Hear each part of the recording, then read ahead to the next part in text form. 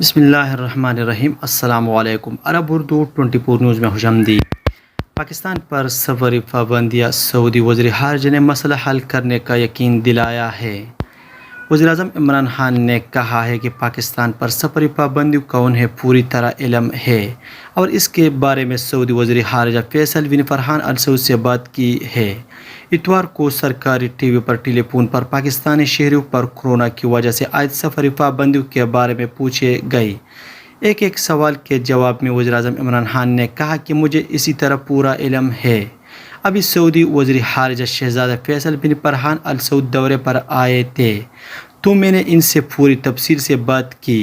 میں نے ولی عہد شہزادہ محمد بن سلمان کے لیے پیغام دیا کہ ہمارے لوگوں کے بہت سارے مسائل ہیں، تو انہوں نے مجھے یقین دلایا تھا کہ وہ ہمارا یہ مسئلہ حل کریں گے۔ متحدہ عرب امارات کے دوسرے بڑی ایئر لائن اتحاد نے کہا ہے کہ پاکستان سمیت جنوبی ایشیا سے پروازوں پر پابندی کو 7 اگست سے آگے بڑھایا جا سکتا ہے۔ اتحاد ایئر لائن نے اتوار کو اماراتی میڈیا کو جاری بیان میں 7 اگست تک پروازوں میں پابندی کی تصدیق کرتے ہوئے کہا کہ اس پابندی میں اضافہ بھی ہو سکتا ہے کیونکہ صورتحال میں تبدیلی آ رہی ہے۔ خیال رہے کہ اتحاد ایئر ویز نے گزشتہ ماہ اعلان کیا تھا کہ 4 ممالک سے پروازیں 7 اگست تک معطل رہے گی۔ ایئر لائن نے اپنے بیان میں کہا کہ متحدہ عرب امارات کی نئی ہدایت کے مطابق انڈیا، پاکستان، بنگلہ دیش اور سری لنکا سے مسافروں کے آنے والے اتحاد کے نیٹ ورک کو 7 اگست تک منسوخ کر دیا گیا ہے۔ کویت نے کابینہ کے فیصلے کے مطابق اتوار 1 اگست سے ویکسین لگوانے والے غیر ملکی مسافروں کے خیر مقدم شروع کر دیا ہے۔ اجل ویب سائٹ کے مطابق کویت انٹرنیشنل ایئرپورٹ پر اتوار کو عرب ممالک سمیت بیرون ملک سے کویت میں مقیم غیر ملکی پہنچے ہیں۔ یاد رہے کہ کویتی کابینہ نے فیصلہ کیا تھا کہ ملک میں مقیم غیر ملکیوں کو ویکسین اور مقررہ شرائط و ضوابط کے مطابق واپس آنے کا موقع دیا جائے گا۔ کویتی کابینہ نے پابندی لگائی ہے کہ وہی غیر ملکی کویت واپس آ سکتے ہیں جو کویت میں منظور شدہ ویکسینوں میں سے کسی ایک کا 2 خوراکیں لے چکے ہوں۔ کویت میں فائزر، اسٹرازینکا، آکسفورڈ اور موڈرنا ویکسینوں کی منظوری دیے ہوئے ہے۔ ان میں سے کسی ایک کی 2 خوراکیں حاصل کرنے والے غیر ملکی کویت واپس آ سکتے ہیں، جبکہ جانسن اینڈ جانسن کی ایک خوراک لینے والوں کو واپس کی اجازت ہوگی۔ کویتی کابینہ غیر ملکیوں کی کویت واپس کے حوالے سے ایک اور شرط یہ لگائی ہوئی ہے کہ کویت کا سفر شروع کرنے سے 72 گھنٹے قبل PCR ٹیسٹ کرائے اور ٹیسٹ کی رپورٹ منفی ہو۔ دوسری شرط یہ ہے کہ کویت آنے والوں غیر ملکیوں میں نزلہ، زکام، کھانسی، ٹمپریچر جیسے کوئی علامت نظر نہیں آ رہی ہو۔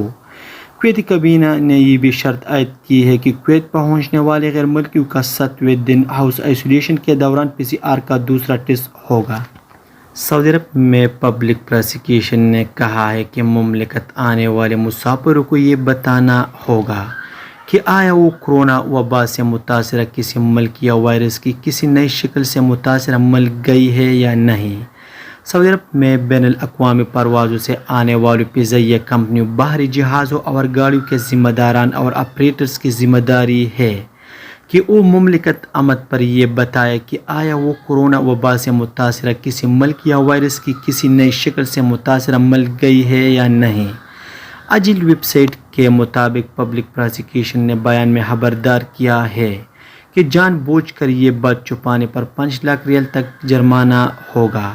پبلک پروسیکیوشن نے ٹویٹر پر بیان میں کہا کہ جو شخص وبا سے متاثرہ ملک یا کورونا وائرس کی نئی قسم سے متاثرہ ملک جانے کی بابت معلومات چھپائے گا، اس پر 5 لاکھ ریال تک کا جرمانہ ہوگا۔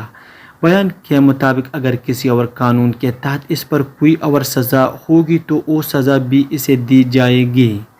پبلک پروسیکیوشن نے مزید کہا کہ معلومات چھپانے والا شخص یا ہوائی جہاز یا بحری جہاز یا ٹرانسپورٹ چلانے والے کمپنی یا ادارہ وہ تمام نقصانات برداشت کرے گے جو اس کی خلاف ورزی کی صورت میں ہوگی۔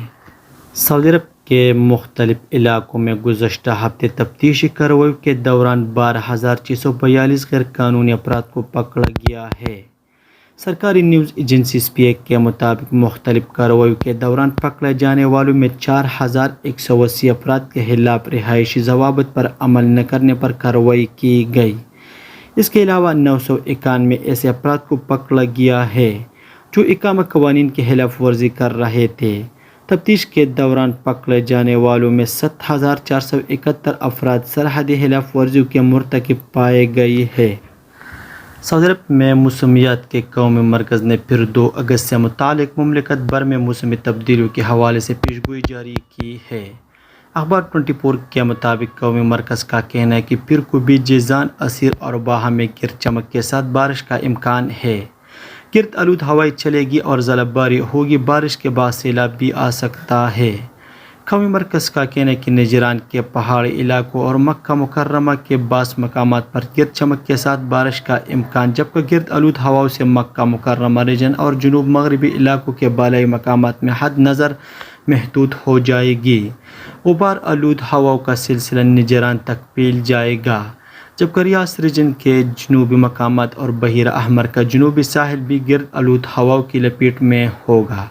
بیان میں قومی مرکز کا کہنا ہے کہ سب سے زیادہ درجہ حرارت 46 سینٹی گریڈ دمام اور خیبر الباطن میں ہوگا، جبکہ سب سے کم درجہ حرارت 16 سینٹی گریڈ السوداء میں متوقع ہے۔ یہ تھا آج کا چند نیوز۔ السلام علیکم۔